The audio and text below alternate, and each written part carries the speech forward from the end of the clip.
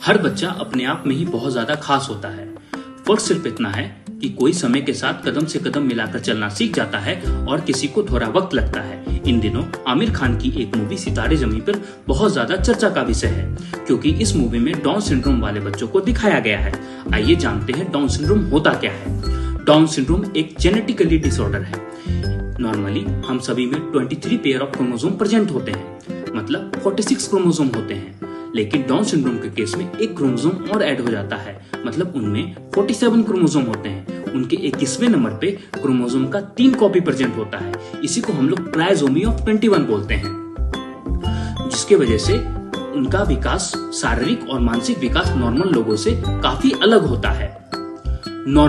उनका नॉर्मल हमारे लिए एबनॉर्मल है और हमारा नॉर्मल उनके लिए एबनॉर्मल है। जैसा कि फिल्म में बताया गया है, सभी लोग अपना अपना नॉर्मल पकड़ के जी रहे हैं।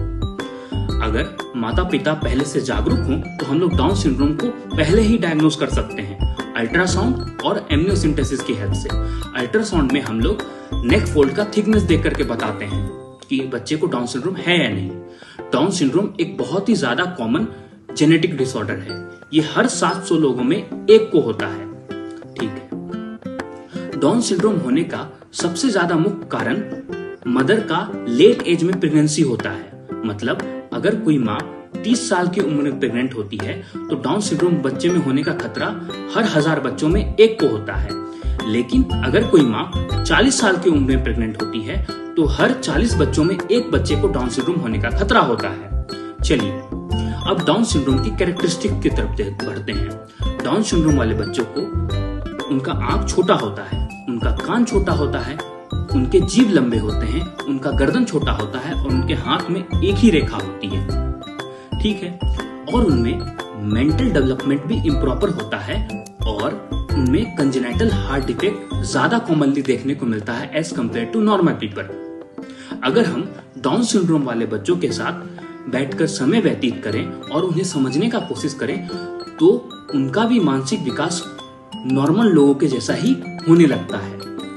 हमारी सोसाइटी डाउन सिंड्रोम वाले लोगों के लिए काफी इनसेंसिटिव है।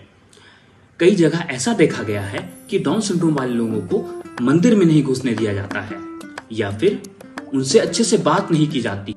इससे यह पता चलता है कि हम एजुकेटेड तो हैं लेकिन अभी भी समझदार नहीं हैं। इसलिए मैं आप लोगों से आशा करता हूं कि आप लोग सभी जाकर के सितारे जमीन पर मूवी देखें और एजुकेटेड के साथ साथ समझदार भी बने।